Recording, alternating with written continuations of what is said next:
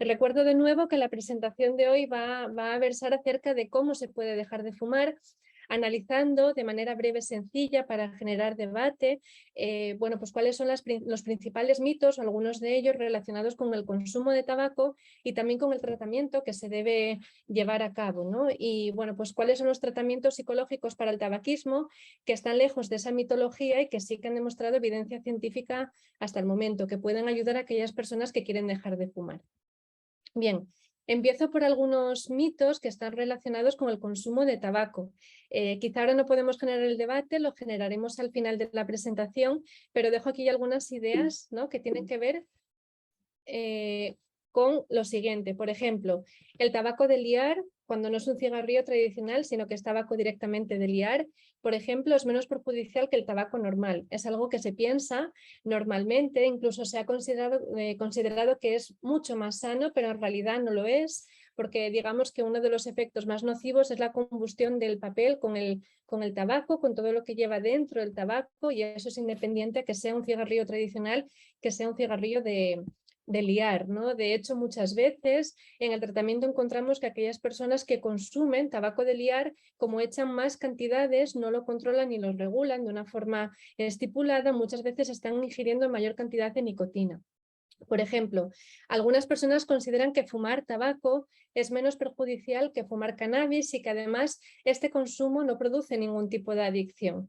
Luego ya veremos a continuación cómo sí que el consumo de tabaco es una adicción y realmente puede llegar a generar las mismas consecuencias que la adicción a otro tipo de sustancias, como por ejemplo el consumo de cannabis, ¿no? Otras ideas: el consumo de tabaco conlleva únicamente consecuencias negativas a nivel físico, pero tampoco hay algunas personas que consideran que más allá de la parte física no existe ningún tipo de problemática a nivel psicológico o social. A continuación voy a mencionar cómo la dependencia de la nicotina va más allá de la parte fisiológica y que por lo tanto hay que tener en cuenta una triple dependencia teniendo en cuenta la parte psicológica y la parte social. De ahí que el tratamiento deba ir un poco encaminado a esa triple dependencia, no solo a minimizar las consecuencias negativas a nivel física, sino también la parte psicológica y, como no, la parte social. El tabaco light, por ejemplo, muchas personas dicen que es menos perjudicial que el tabaco normal. Pues realmente, igual que con el tabaco de liar, ya digo que la combustión del tabaco es lo que genera pues una gran parte de los cánceres, por ejemplo de laringe, y en realidad esto es una mitología, ¿no? Por ejemplo, muchas personas dicen que fumar relaja. Y si bien, y a mí me pasa mucho con mis pacientes, si bien el hecho de que a nivel psicológico puede que relaje, realmente esto es un mito porque la nicotina es una droga activadora del sistema nervioso central, con lo cual a nivel fisiológico la persona no puede estar más relajada, sino que al contrario, a nivel fisiológico la persona está más alterada y por lo tanto cuando deja de fumar permite que su organismo se autorregule y se relaje o no, o esté más o menos alterado independientemente de esa ingesta de nicotina. Lo que sí pasa es que muchas personas utilizan el tabaco para tomarse un tiempo libre, para salir y pensar, les acompaña en momentos de soledad o cuando tienen un problema utilizan el tabaco como mecanismo de afrontamiento, con lo cual se hace a veces una asociación entre fumar, la conducta de fumar, perdón, lo asocio con un momento de relajación, pero en sí mismo el tabaco es imposible que pueda llegar a relajar a nivel fisiológico, por ejemplo, ¿no? Algunos otros mitos que están en la base también del consumo y del mantenimiento de dicho consumo. Por ejemplo, muchas personas dicen, todos los jóvenes consumen tabaco. Incluso los adultos pueden llegar a decir, es que todos los adultos consumimos tabaco. A continuación voy a mostrar muy brevemente, porque tampoco es el objetivo de hoy, pero sí que muy brevemente algunas estadísticas relacionadas con el consumo de tabaco. Y sí que hay un porcentaje, por ejemplo, en España, ¿no?, donde resido y donde realizo los tratamientos, pues un consumo elevado, así como en otros países, pero realmente no toda la población consume, con lo cual es posible vivir sin consumir tabaco y para aquellas personas que están fumando y que quieren dejar de fumar, pues se sumarían a millones y millones de personas que realmente no están fumando, con lo cual muchas veces sucede con las personas que tratamos, con las personas que son fumadoras, que tienen esa visión de túnel y piensan que realmente todo el mundo consume, con lo cual yo ¿por qué no lo voy a hacer? Si es algo que todo el mundo hace, y eso no es así. Otro mito que aparece en pantalla, que es muy socorrido, muy socorrido y muy común, quiero decir, es que dejar de fumar engorda, el tabaco ayuda a no engordar. Realmente este es un motivo que mantiene que las personas consuman tabaco, o visto de otra manera, es uno de los factores de riesgo que hacen que los pacientes se resistan a cambiar su conducta de fumar o que cuando ya están abstinentes se mantengan a largo plazo. Lo que sucede es que muchas personas utilizan el tabaco como control estimular, es decir, en vez de comer, fumo.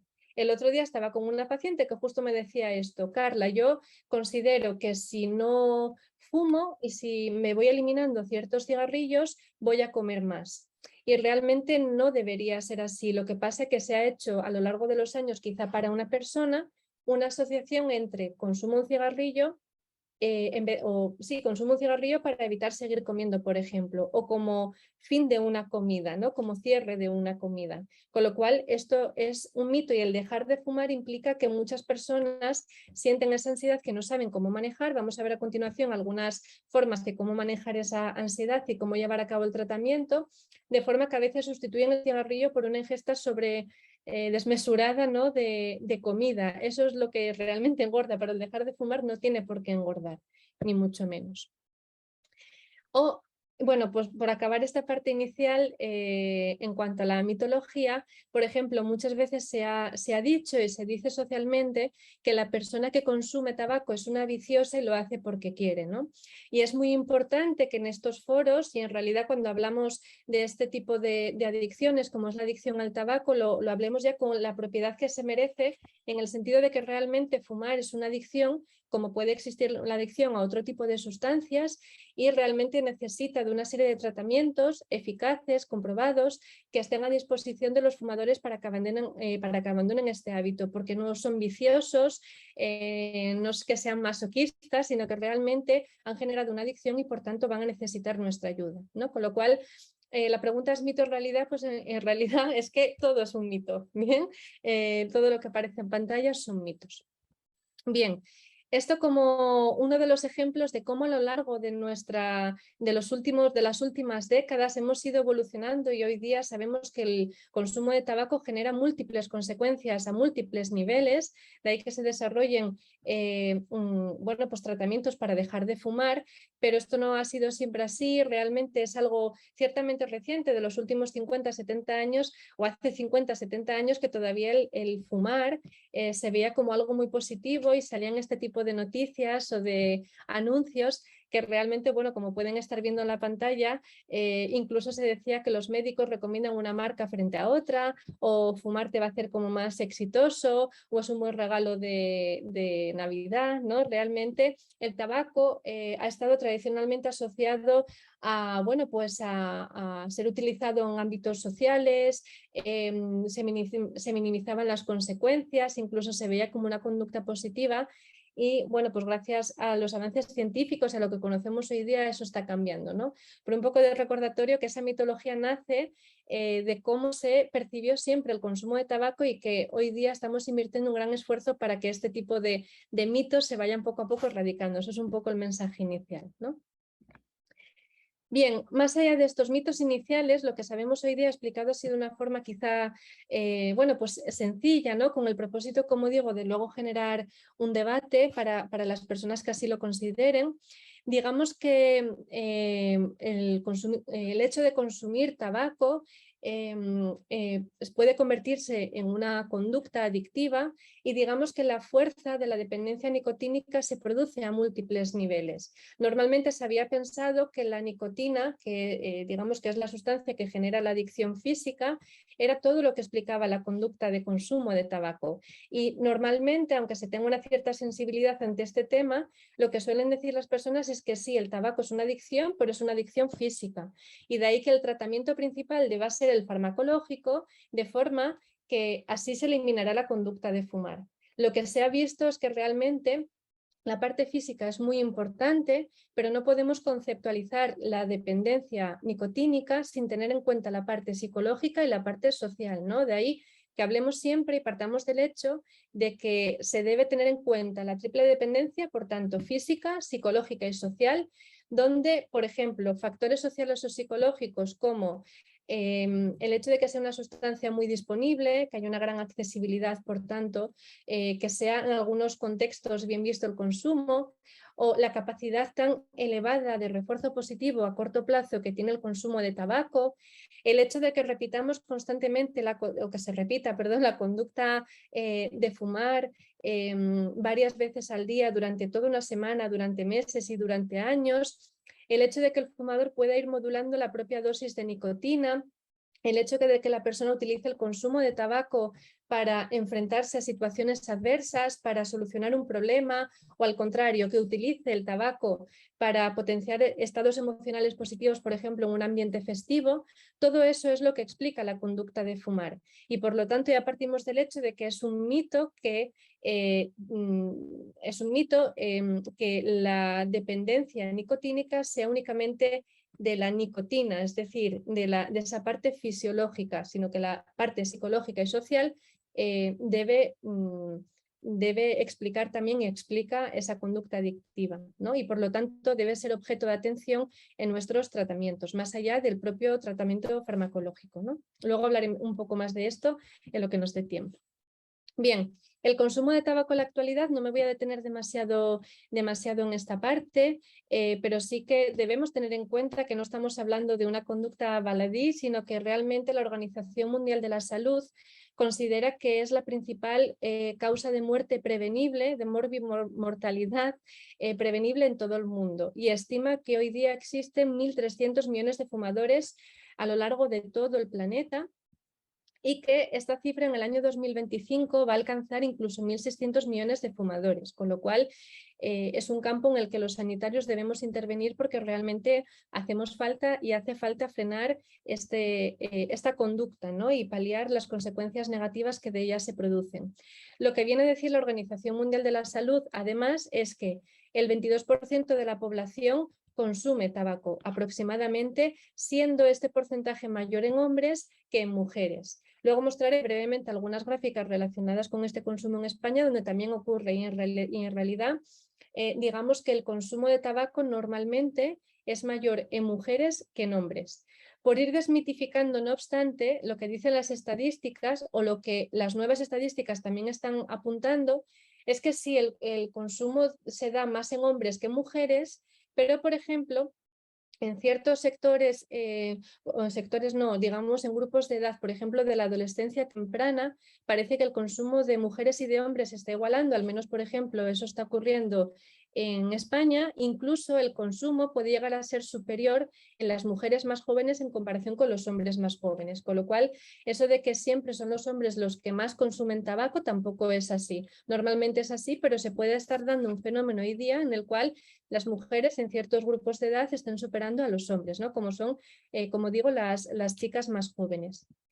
Bien, como decía, la principal causa prevenible de morbimortalidad, ya que más de 8 millones de personas fallecen a causa del consumo de tabaco, y ello sin contar no aquellas personas que desgraciadamente fallecen, sino también todas las consecuencias negativas que se estén produciendo en aquellas personas que puedan desarrollar ciertas enfermedades en su día a día y que por lo tanto pueden hacer que su calidad de vida se vea minimizada, ¿no? Uno de los mitos muy importantes relacionados con el consumo de tabaco es que la exposición al humo ajeno, el hecho de ser lo que al menos en España llamamos fumadores pasivos, ¿no? Tradicionalmente no conlleva ningún tipo de consecuencia negativa. Y realmente esto no es así. Por ejemplo, uno de los datos que aporta la Organización Mundial de la Salud es que 1,2 millones de muertes, dentro de estas 8 millones de muertes, ¿no? Debidas al consumo de tabaco, digamos que se refieren a personas que han estado expuestas repetidamente al humo ajeno, es decir, corresponde a fumadores pasivos, ¿no?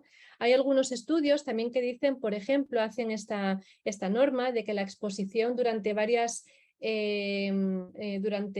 una hora, durante una hora, digamos, al humo ajeno que se producía al menos, por ejemplo, antes en España en sitios muy cerrados, como en bares, en discotecas, en un autobús, es decir, en sitios muy, muy cerrados donde hasta ahora, por ejemplo, en España se permitía fumar ya desde hace algunos años, ya no, desde el 2006. Esa exposición masiva al humo durante una hora equivale a haberse fumado 3 cigarrillos, es lo que estiman los profesionales sanitarios bueno, con lo cual el riesgo asociado a estar expuesto a este humo pues es muy elevado. Y vuelvo a decir y repetir, muy importante, que es un mito el hecho de que el estar expuesto al humo de otros no genera ningún tipo de daño. Bien. Es importante recalcar también que en los países de altos ingresos realmente existe un consumo de tabaco elevado, pero la Organización Mundial de la Salud estima que más del 80% de aquellas personas que viven en países, o digamos que más del 80% de los fumadores viven en países de ingresos medianos y bajos, con lo cual esto es algo que debemos tener muy en cuenta y bueno, pues está asociado digamos, a una vida más empobrecida, a una peor calidad de vida y por lo tanto aquí es donde debemos redoblar los esfuerzos sanitarios. Bien, aquí muy brevemente algunos datos relacionados con el consumo de tabaco. Por ejemplo, en España, en las encuestas del Plan Nacional sobre Drogas para adultos, vemos cómo digamos, en los últimos 12 meses el 44% de los hombres encuestados y el 34% de las mujeres dice que había consumido tabaco, ¿no? Con lo cual es una prevalencia muy elevada y realmente el consumo es mayor en hombres que en mujeres, pero bueno, teniendo también en cuenta las diferencias que mencioné previamente. Esta parte es muy interesante también, como es un mito que solo consumir tabaco a través de cigarrillos tradicionales o cigarrillos de liar produce adicción o produce algún tipo de adicción. Cada vez más, y ya en el Plan Nacional de Drogas, por ejemplo, que realiza las principales encuestas a nivel estadístico, ¿no? De consumo de todo tipo de sustancias en todo el país, incluye dentro de sus encuestas bueno, pues el consumo, por ejemplo, de cachimba, ¿no?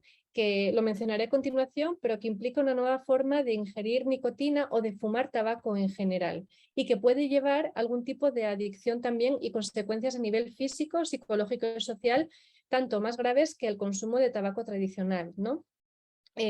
Con lo cual simplemente hay que demostrar que el consumo de tabaco no solo se produce a través de métodos tradicionales, sino también de métodos nuevos, ¿no? Paso a continuación para que se vea cómo, pues eso, como decía hasta ahora, el hecho de consumir tabaco se puede hacer a través de nuevos dispositivos como la cachimba. Y digamos, por definirlo de alguna manera, que la cachimba es como una especie de, digamos, de artilugio que se usa para fumar cualquier sustancia, principalmente tabaco, donde el humo pasa a través del agua y, bueno, pues es un artilugio que incluye un plato, un cuerpo, un recipiente de cristal, ¿vale? Una manguera y una boquilla a través de la cual se ingiere el tabaco. A veces se utilizan diferentes productos, se utiliza tabaco con y sin nicotina, se utilizan diferentes aditivos, se utiliza incluso otro tipo de sustancias, pues por ejemplo incluso se le incluye a veces alcohol o cannabis, con lo cual los efectos pueden ser muy perjudiciales y digamos que es una nueva forma de fumar, en definitiva, de ingerir o de fumar tabaco, una nueva conducta potencialmente adictiva que se ha importado desde culturas orientales a Norteamérica y también a Europa, que empieza a preocupar especialmente entre los más jóvenes, ¿no? Entre los jóvenes y los jóvenes adultos y los propios adolescentes. Por ejemplo, aquí en Sevilla, bueno, realmente en toda la parte sur de España, justamente Sevilla se le dice que es una de las grandes ciudades en las cuales se consume cachimba y realmente comienza a ser un problema. Sin embargo, no existen todavía demasiados datos a nivel estadístico en los que se pueda ver reflejado cuál es la problemática asociada al uso de cachimba. Se están desarrollando nuevas investigaciones, pero todavía no se sabe a ciencia cierta cuáles son las consecuencias de este consumo, ¿sí? Otras nuevas formas de consumo que era parte de la presentación de hoy tiene que ver con el cigarrillo electrónico. No sé si denominarlo como algo nuevo, sí que tiene que ver con el consumo de los últimos 10, en los últimos 15, 20 años. Y por ejemplo en España ha tenido un boom pues hace 4 o 5 años donde el consumo era mayor y hoy día se ha ido rebajando, ¿no? Bien, por ponerle nombre, forma al cigarrillo electrónico, tal como podéis ver ahí, pues se les llama también dispositivos SEAN, ¿no? Que son sistemas electrónicos de administración de la nicotina, que implica una forma alternativa de consumir tabaco que puede incluir o no incluir nicotina, pero independientemente de ello, digamos que hoy día, esto es lo más importante, se está utilizando como una alternativa de reducción de daños frente al consumo de tabaco, ¿no? Me imagino que todos los asistentes lo han visto alguna vez, simulan los cigarrillos convencionales, obviamente, y lo que hacen es permitir que la persona vapee una solución líquida que contiene diferentes sustancias como glicerina vegetal, saborizantes, tabaco que puede, o digamos, productos relacionados con el tabaco que pueden contener o no nicotina y, como decía, todo ello se ha utilizado como una estrategia alternativa y de reducción de daños, por tanto, frente al consumo tradicional de cigarrillos. Digamos que explicado de otra forma, y creo que esto es algo que lo hemos escuchado en muchas personas, esto de fumar cigarrillos electrónicos se está extendiendo porque parece que es una solución alternativa porque es mejor fumar esto que fumar cigarrillos tradicionales, ¿no? Como que es más sano porque no tiene las consecuencias negativas que tiene el tabaco tradicional. Esto es lo que siempre se ha dicho. Y es uno de los grandes mitos que están relacionados con el consumo de cigarrillos electrónicos y vamos a ver a continuación qué dicen los estudios, ¿no? Porque en parte esto de que es mucho más sano es un mito. Los estudios están creciendo y hoy día sabemos que las consecuencias físicas y psicológicas relacionadas con el consumo de los cigarrillos electrónicos puede ser también muy elevada, ¿no? Aquí, bueno, se muestra en la pantalla, por no detenerme demasiado en esta parte, pero simplemente que pueden ver que las últimas encuestas, por ejemplo, del Plan Nacional de Drogas, también incluyen la evaluación del consumo de cigarrillos electrónicos porque preocupa como una nueva forma de consumo de tabaco o relacionado con la conducta de fumar. Y bueno, donde la prevalencia, sobre todo en la parte de los jóvenes adultos, está creciendo, ¿no? Había crecido del 2016, por ejemplo, al 2019 y hoy día está disminuyendo. Pero, sin embargo, existe todavía un gran porcentaje de personas, sobre todo adolescentes y jóvenes adultos, que consume cigarrillos electrónicos. Y esto puede preocupar por algunas cosas que voy a decir a continuación. Bien, ¿el cigarrillo electrónico ayuda a dejar de fumar? Esta es la gran cuestión que hay relacionada con los cigarrillos electrónicos, ¿sí? Y se ha dicho normalmente que sí, que ayudaba a dejar de fumar y que realmente, pues ¿por qué no? Ante la situación de fumar un cigarrillo tradicional o fumarse o utilizar, digamos, un cigarrillo, vapear, ¿no? Un cigarrillo electrónico, mejor el cigarrillo electrónico, ¿sí? Esto se ha mantenido de una forma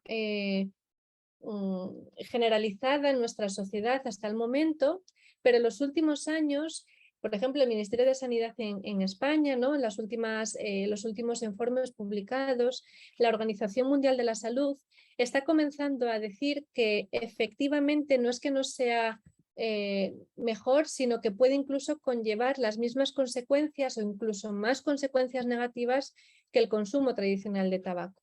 Y que la efectividad, como estáis viendo en pantalla, la efectividad de los cigarrillos electrónicos como método para dejar de fumar puede ser muy limitada y requiere de un mayor estudio, porque realmente esto no se ha probado ampliamente la comunidad científica como tal, ¿sí? También es cierto que contienen una serie de productos químicos tóxicos que pueden conllevar también diferentes tipos de consecuencias a nivel físico muy graves, ¿no? Como generar diferentes tipos de cáncer también o potenciar la aparición de enfermedades, ¿no? De cualquier tipo. Y realmente uno de los problemas principales es que su uso indiscriminado hace que no solo no se elimina esta conducta de fumar, sino que se puede llegar a potenciar en grupos más vulnerables como los adolescentes. Vamos a verlo a continuación, ¿sí? Yo lo que sí diría, más allá de este mensaje que lanza la Organización Mundial de la Salud y que lanzan algunos estudios, es que realmente lo que se sabe cuando se quiere dejar de fumar, que cuando se utilizan dispositivos que simulan, que simulan un cigarrillo, hace que la propia conducta se mantenga. Al principio decía que la dependencia nicotínica es física, psicológica y social. Toda la parte psicológica, de llevarse algo a la boca, de simular que la persona está fumando, etcétera, hace que la propia conducta se mantenga más en el tiempo. Y además, uno de los problemas fundamentales de los cigarrillos electrónicos es que, al menos hasta ahora, aunque también eso, por ejemplo, en España se está cortando, el cigarrillo electrónico se podía utilizar en cualquier sitio. Ya no tenía la limitación del cigarrillo tradicional, con lo cual la persona que quería dejar de fumar estaba extendiendo el uso del cigarrillo electrónico en más sitios de los que podría hacerlo con el cigarrillo tradicional. Se podía ir a clase con él, podía entrar en un autobús, podía estar en cualquier sitio con el cigarrillo, con lo cual la propia conducta se mantiene, se incrementa a largo plazo. Ese es uno de los grandes problemas, por ejemplo, a nivel psicológico. Vuelvo a decir que utilizar dispositivos que simulan el fumar para dejar de fumar no funciona, porque la persona sigue teniendo la mente puesta en fumar y no en dejarlo. ¿Bien? Bueno, con lo cual, en definitiva, lo que dice la Organización Mundial de la Salud es que tenemos un reto muy importante en el futuro porque requiere que la comunidad científica nos posicionemos claramente acerca de si esto funciona o no funciona. ¿Sí? Existen ya múltiples estudios, algunos de los cuales, al menos a mí, me han parecido más relevantes, se los quiero mostrar a continuación, ¿no? Bien, por una parte, algunas investigaciones evidencian que sí, que el uso de los cigarrillos electrónicos, ya contengan nicotina o no contengan nicotina, son modestamente efectivos para dejar de fumar. Es decir, sí que hay una parte de la comunidad científica, por ejemplo, el grupo de Chris Bullen en Nueva Zelanda, ¿no? Dice que mejor utilizarlo que no utilizarlo y que, bueno, no es que no tengan una eficacia, o efectividad a nivel clínico, ¿no? Elevada, pero sí que son modestamente efectivos, ¿vale? Para ayudar a dejar de fumar, ¿sí? Hay una parte de la comunidad científica que piensa de esta manera. Por otra parte, también se opina y algunos estudios han demostrado que el uso de los cigarrillos electrónicos en adición, digamos, o su administración junto con tratamiento de carácter farmacológico pueden ayudar a algunas personas que tienen diferentes problemas de salud mental y que no forman parte de población general, sino que es población ya clínica, que tienen una serie de problemas psicológicos y o psiquiátricos y que a lo mejor utilizando junto con la terapia farmacológica, pues utilizando los cigarrillos electrónicos, realmente puede ayudar a algunas personas vulnerables a dejar de fumar, ¿sí? Pero de nuevo, lo que dice este estudio es que la eficacia es muy moderada y tampoco queda muy claro si esa eficacia procede de la administración de la terapia farmacológica o del uso de los cigarrillos electrónicos, ¿sí? Por tanto, hay un gran debate científico al respecto porque, por ejemplo, otros estudios publicados, como veis, son estudios publicados en los últimos 5 o 7 años. Realmente, por ejemplo, otro estudio muy importante, de un grupo de investigación muy importante, dice que al contrario, que el uso de los cigarrillos electrónicos se asocia con una probabilidad menor de dejar de fumar cuando se utilizan. Precisamente en parte por lo que yo decía antes, porque dejar de fumar simulando que la persona fuma realmente no funciona. Eso es lo que concluyen estos investigadores en la revisión sistemática y metaanálisis que llevaron a cabo. Con lo cual, hay un gran debate científico y grandes críticas, incluso muchos autores que se contestan unos a otros, lo cual es muy interesante ir leyendo lo que opinan un grupo de investigación y otro, cómo se van contestando a diferentes publicaciones científicas para rebatir lo que dice la otra parte, ¿no? Realmente son grupos muy potentes de investigación que tienen esa dualidad de opiniones y de ahí que, bueno, que sea un debate científico muy abierto. Sin embargo, claramente, ¿qué es lo que dicen otras investigaciones?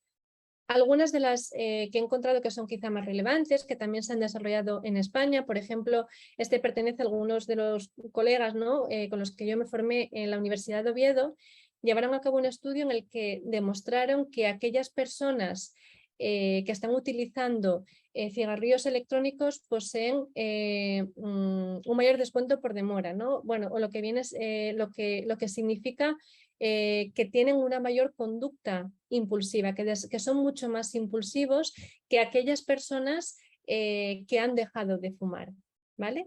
Por ejemplo, otros autores dicen que los niveles de nicotina medidos en plasma y en saliva pueden llegar a ser similares a los niveles de nicotina de los fumadores, incluso mucho más altos que otros usuarios, que por ejemplo están utilizando tratamientos sustitutivos de la nicotina para dejar de fumar, ¿no? Con lo cual parece que incluso aquellas personas, por tanto, que utilizan cigarrillos electrónicos y que contienen nicotina, como su exposición muchas veces de la conducta de vapear es muy alargada en el tiempo, pueden incluso incrementar los niveles de nicotina en plasma y en saliva, con lo cual esas consecuencias a nivel físico al menos se pueden producir incluso en mayor proporción que las personas que consumen únicamente cigarrillos tradicionales, ¿sí?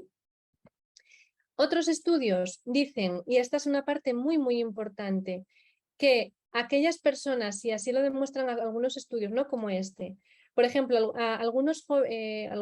digamos una gran proporción de jóvenes adultos que no habían fumado previamente, que no son fumadores y que nunca lo habían hecho y que utilizan por primera vez y que se inician en esta conducta de vapear, ¿no? Digamos que utilizan el cigarrillo electrónico como una forma de, bueno, pues de socializar o de descubrir cosas nuevas o de realizar una conducta nueva en la adolescencia, como podía ser también el inicio del consumo de tabaco tradicional, incrementa potencialmente el riesgo del inicio del consumo de tabaco tradicional. Sobre todo hay una gran posición al respecto en Estados Unidos, donde se han llevado a cabo muchos estudios como este es un ejemplo de muchos, en el que se ha demostrado que los jóvenes que nunca habían fumado previamente y que se inician en el consumo de los cigarrillos electrónicos tienen una mayor, vuelvo a repetir, probabilidad de iniciarse en el tabaco tradicional y además estar utilizando ambos dispositivos a la vez, lo cual incrementa los riesgos asociados.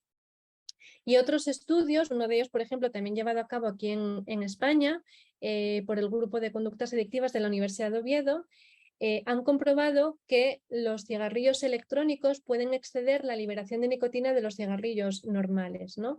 Y todo ello puede dificultar, como no puede ser de otra forma, el abandono del consumo de tabaco, ¿no? Con lo cual, estos datos son los que existen en el momento, hay un gran debate científico al respecto, muy interesante, pero realmente queda claro que el uso indiscriminado de los cigarrillos electrónicos para dejar de fumar como método eficaz para dejar de fumar es un mito, porque realmente hay una mayor proporción de estudios que están diciendo que realmente las consecuencias son muy negativas y que no es un buen método para dejar de fumar porque incluso puede aumentar esta conducta a largo plazo.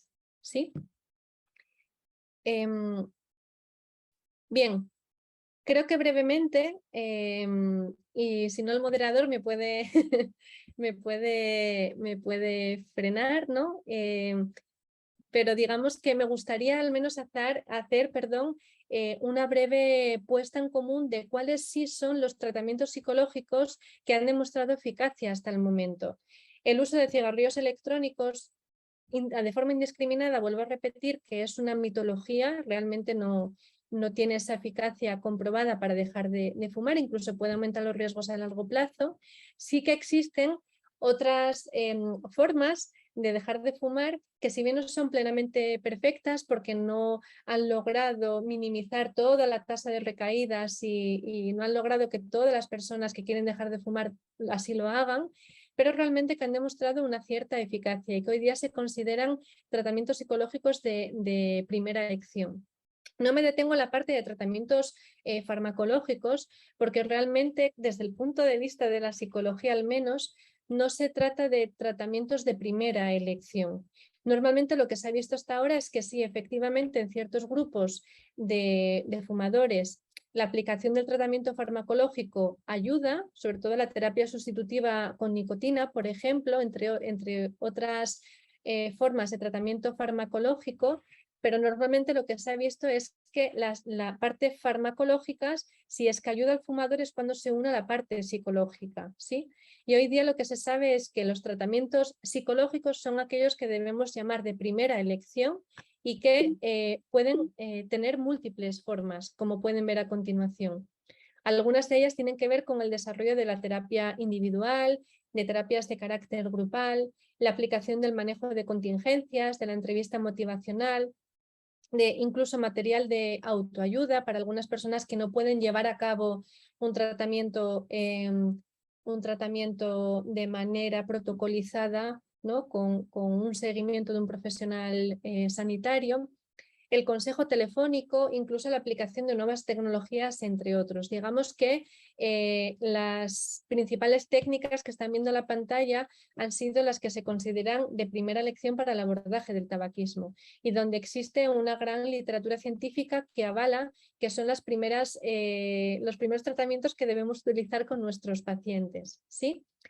Muy brevemente también me gustaría explicar al menos en qué podría consistir, de una forma más práctica, en qué podría consistir el tratamiento psicológico para dejar de fumar, que es, digamos, estrella y que hoy día se aplica en España de esta forma, denominándose programas multicomponentes para dejar de fumar. Que, bueno, que como digo, está muy extendido y es muy importante para el abordaje del tratamiento psicológico o del tratamiento de los fumadores desde la parte psicológica, ¿sí? A continuación voy a mostrar, como digo, brevemente un pequeño protocolo del programa multicomponente para dejar de fumar para que se vea cómo se puede llegar a estructurar un programa y ayudar, por tanto, a los fumadores a abandonar este consumo, ¿sí? Hoy día sabemos que los programas multicomponentes para dejar de fumar son, dentro de las terapias de primera elección, pues la primera de ellas, ¿no?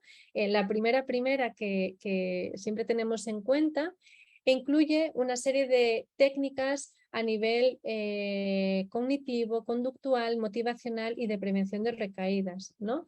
Digamos que se compone de 3 fases que tiene que ver con una primera parte que abordaría la parte más motivacional, la preparación para el cambio, la aplicación incluso de estrategias de entrevista motivacional, en las cuales, lejos de asustar, digamos, explicado de una forma muy sencilla, lejos de querer asustar al fumador y hacerle ver que lo que está haciendo está mal, al contrario, lo que pretende es un programa multicomponente para dejar de fumar que incluye estrategias de entrevista motivacional es que el fumador entienda que él mismo libremente quiere dejar de fumar y que analice cuáles son las motivaciones que le quieren hacer abandonar ese consumo y por lo tanto que le quieren hacer, digamos, que le llevan a promover un estilo de vida saludable, ¿no? Pero, por cierto, ya digo que también esto es un mito, el hecho de asustar al fumador, basar una terapia solo en las consecuencias negativas, por ejemplo, todo lo que traen las cajetillas que dicen fumar mata, todas las imágenes desagradables, eso es información que se traslada a los fumadores, pero realmente a nivel de dejar de fumar no genera ningún tipo de impacto. Vuelvo a decir que el asustar, el centrarse solo en lo negativo no funciona en absoluto. En cambio, motivar a la persona y buscar dentro de la persona qué es lo que le lleva a querer dejar de fumar y potenciarlo en el tratamiento es lo que sí funciona, ¿sí? Luego viene a continuación toda una parte de deshabituación psicológica que implica el abandono del consumo de tabaco y normalmente se recomienda que se haga de una forma gradual, no para todas las personas por igual, siempre adaptado a las necesidades de los fumadores, pero realmente se pretende que se haga de una forma como protocolizada y en diferentes sesiones que impliquen que la persona puede ir reduciendo el consumo hasta llegar a 0. Y cómo no, los programas multicomponentes para dejar de fumar deben, digamos, contener pues, una parte de prevención de recaídas, porque uno de los, digamos, mira, hablando de mitos o realidad, pues digamos que uno de los grandes mitos al dejar de fumar es que una vez que lo dejo, pues ya está. Voy a ser un no fumador durante toda mi vida y la persona se relaja y digamos que que sí que se relaja. Sin embargo, uno de los grandes problemas que tenemos en el tratamiento del tabaquismo es que las personas sí dejan de fumar ahora, pero recaen a largo plazo, ¿sí? Entonces, un programa, un protocolo para dejar de fumar tiene que contener una parte de prevención de recaídas. Bien. Voy a pasar esta parte porque sé que no da tiempo a hablar del caso clínico y sí que solo quiero mencionar esta parte que tiene que ver con que, por ejemplo, un programa protocolizado para dejar de fumar, por ejemplo, por ejemplo, yo he aplicado también con mi grupo de investigación que se lleva a cabo en España. Es este que están viendo a continuación, que pertenece, bueno, el principal creador del programa ha sido Lisardo Becoña Iglesias, un catedrático de la Universidad de Santiago de Compostela, y de ahí ha publicado un libro que se llama Programa para dejar de fumar, del año 2007, que, bueno, que se ha extendido en toda España y es uno de los principales referentes en nuestro país para dejar de fumar, ¿no? Digamos que un buen protocolo para dejar de fumar, por ejemplo, en este caso se extiende a 6 sesiones, aunque podrían ser más. Se aplica en formato grupal normalmente, aunque también podría ser individual, y lo que se hace es ir introduciendo diferentes técnicas que tienen que ver con la reducción gradual del consumo de cigarrillos, ir cambiando de marca semanalmente para que la persona se deshabitúe al sabor de su tabaco tradicional, que la persona vaya registrando todo lo que va consumiendo para ir aprendiendo cómo funciona su conducta de fumar y, sobre todo, un buen protocolo para dejar de fumar debe ir orientado en positivo, promocionar hábitos de vida saludables, conductas alternativas, incluir pues, un control de la alimentación, del ejercicio físico, incluso técnicas psicológicas que podemos utilizar con otros de nuestros pacientes que tienen que ver con el control de la ansiedad, con el control del estrés, etcétera, etcétera, ¿no? Es decir, un protocolo que implique la deshabituación psicológica del consumo. La parte fisiológica se produce al inicio. Se puede dar un síndrome de abstinencia inicial y, si acaso, el tratamiento farmacológico ayudaría a que se mitiguen esos síntomas negativos al inicio. Pero, por ejemplo, un tratamiento farmacológico solo atiene a una de las patas de esa triple dependencia. Una vez que se acaba lo fisiológico, no enseña a cómo dejar de fumar. Con lo cual, aquellas personas que utilizan, por ejemplo, solo los tratamientos farmacológicos acaban recayendo porque solo les ayudó al inicio a que la sintomatología negativa producida por el abandono del consumo se mitigara. Ya está. Todo lo que implica un tratamiento psicológico protocolizado ayuda a la persona a aprender a vivir de una forma libre sin necesidad de consumir. ¿Sí? Bien, solo por ir acabando, y no quiero extenderme más, porque sé que estamos ya en tiempo. Algunos de los protocolos que, por ejemplo, nosotros hemos aplicado desde el Grupo de Investigación de Conductas Adictivas de Oviedo, aquí ahora también en Sevilla, utilizamos diferentes estrategias que han demostrado ser eficaces. ¿Cómo podemos aumentar las tasas de abstinencia a corto y largo plazo de los fumadores, utilizando no solo la parte del protocolo que acabo de mencionar, sino introduciendo alternativas como el manejo de contingencias, ¿no? Y de hecho, en particular, ese ha sido el objeto de mi tesis doctoral. Solo como ejemplo, decir que lo que hicimos fue utilizar el protocolo que mencioné ahora mismo y le añadimos un grupo en el cual bueno, pues aplicábamos también el manejo de contingencias, que es una forma de reforzar alternativamente la conducta de dejar de fumar en comparación con el refuerzo positivo que producía la conducta de fumar. Es decir, damos premios, incentivamos la conducta de la persona que deja de fumar para que se vaya adhiriendo a corto plazo y luego a largo plazo al abandono del tabaco, ¿no? Monitorizábamos diferentes indicadores bioquímicos y entregábamos vales e incentivos canjeables por bienes y servicios, como están viendo en la pantalla, ¿vale? Para que la persona, sobre todo, promoviese un estilo de vida saludable, cultural, como entradas de cine, entradas a gimnasios, hacer un pequeño viaje, etcétera, etcétera. Siempre en positivo, ¿sí? Voy a pasar esta parte, perdón.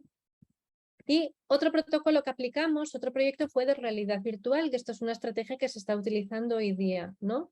Como a los programas que sabemos que funcionan le podemos añadir una parte de realidad virtual. Y lo que hicimos fue exponer a varios fumadores durante 2-3 años. Estuvimos trabajando con un protocolo que implicaba utilizar unas gafas de realidad virtual con los fumadores al inicio de todas las sesiones para que ellos fueran analizando cómo se sentían en diferentes entornos que simulaban sus propios entornos naturales en los cuales fumaban. Por ejemplo, bueno, antes en España se podía, ¿no?, fumar en un pub, por ejemplo, o en ambientes de fiesta en definitiva, o por ejemplo, estar en casa en el desayuno después de las comidas, en general, por ejemplo, esperando el autobús, etcétera, etcétera. Se ponía la persona las gafas de realidad virtual y se iba analizando el craving que se producía en el momento con la escala visual analógica que están viendo en la pantalla, ¿no? El craving es como ese deseo de consumo que nace cuando hay una parte estimular que lo provoca. Puede ser interno, un pensamiento, un sentimiento, o externo, el hecho de verse en un determinado ambiente, ¿no? Entonces nosotros exponíamos más bien a estímulos externos a la persona y le íbamos preguntando, ¿está incrementando tu deseo de consumo? Sí. Vamos a permanecer un tiempo hasta que baje ese deseo de consumo, para que la persona entienda que tiene la posibilidad de estar en una situación simulada, pero en una situación en la cual suele fumar, hasta que baje el deseo de consumo y que entienda que ese consumo, igual que sube, baja, es como una ola, ¿no? El craving se produce y digamos se incrementa ese deseo, pero la persona tiene la capacidad de estar en esa situación sin necesidad de consumir. Por lo tanto, exponíamos a la persona a esa situación hasta que su craving no era superior a 10-15 puntos, incluso cuando llegaba a 0. Bien, bueno, simplemente trasladar que se utilizan nuevas herramientas como la realidad virtual que han demostrado en numerosos estudios que se han ido publicando, por ejemplo, en este caso de mi grupo de investigación, se han ido publicando que demuestran que funciona, ¿no?, la realidad virtual para ayudar a los fumadores a dejar de fumar. Y ya como último, para finalizar, uno de los grandes mitos importantísimo es que solo las personas que no tienen ningún otro tipo de patología pueden dejar de fumar. Todas las demás personas, si fuman, no las molestemos porque va a alterarles o les va a hacer que su vida empeore de alguna manera. Por ejemplo, incluso desde la parte de la medicina se decía, si una persona está en tratamiento psiquiátrico, por ejemplo, o una mujer que está embarazada, no le vamos a pedir que deje de fumar del todo porque si no se podría alterar, podría tener mucha ansiedad y no lo va a conseguir y, por ejemplo, una embarazada le va a hacer daño al feto su ansiedad, o una persona que está en tratamiento psiquiátrico le podía hacer que sus síntomas negativos, por ejemplo, en el caso de un trastorno psicótico, se acentuaran. Por ejemplo, realmente lo que dicen los estudios es que esto no es así.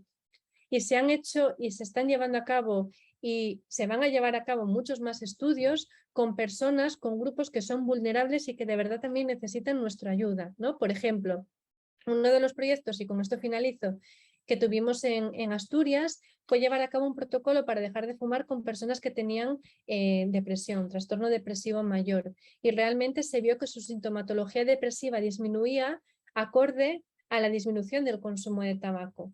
También las personas que tienen otro tipo de adicción, que tienen otro tipo de trastorno por uso de sustancias, también tienen la posibilidad de dejar de fumar y de hecho algunos estudios en España también están demostrando que pueden dejar de fumar y les ayuda a abandonar otro tipo de consumo de sustancias.